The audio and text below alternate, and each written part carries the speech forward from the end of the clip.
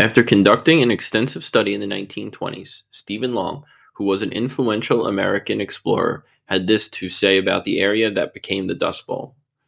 In regard to this extensive section of the country, I do not hesitate in giving the opinion that it is almost wholly uninhabitable by a people depending upon agriculture for its subsistence. The answer to the syndicate's problem was aggressive salesmanship. Why? This wasteland could be England or Missouri, if plowed in the right way. Brochures were distributed in Europe, the American South, and at many ports of entry in the U.S. 500,000 acres offered for sale as farm homes. And cheap as well. The land was selling for $13 an acre. Twice a month, agents for the syndicate rounded up 500 people and put them on a train from Kansas City for the Texas Panhandle to see for themselves. The train ride was free. Speculators who bought from the syndicate turned around and added to the claims. Riches in the soil, prosperity in the air, progress everywhere, an empire in the making, was the slogan of W.P. Soaz, a real estate man from Iowa who bought big pieces of land and sold them off. Get a farm in Texas while land is cheap, where every man is a landlord. To prove the agricultural worthy potential of the area, the syndicate set up experimental farms, demonstrating to immigrants how they could make a go of it in the Texas flatlands. They worked with government men from the Department of Agriculture.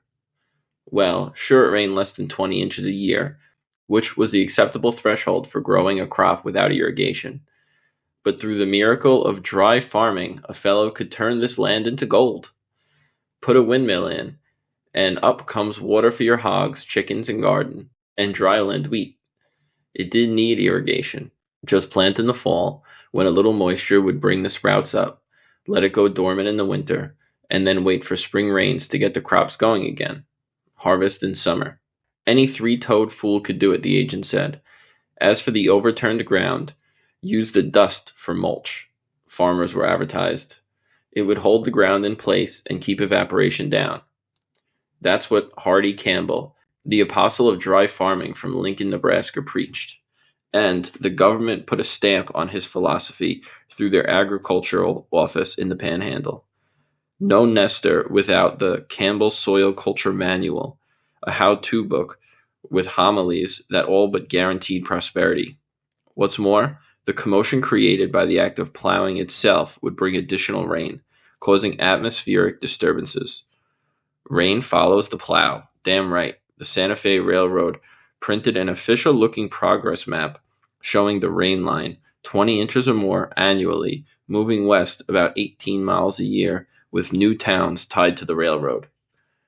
With scientific certainty, steam from the trains was said to cause the skies to weep. The collusion of private business and government again is the main culprit here. The government put the approval on many of these bad ideas, thereby giving it legitimacy. And after the speculators and developers got their money, and I would bet politicians as well, they moved on to the next project, leaving the average person behind. The government getting involved, as is almost always the case, takes a bad idea by private citizens and makes it worse on a grand scale.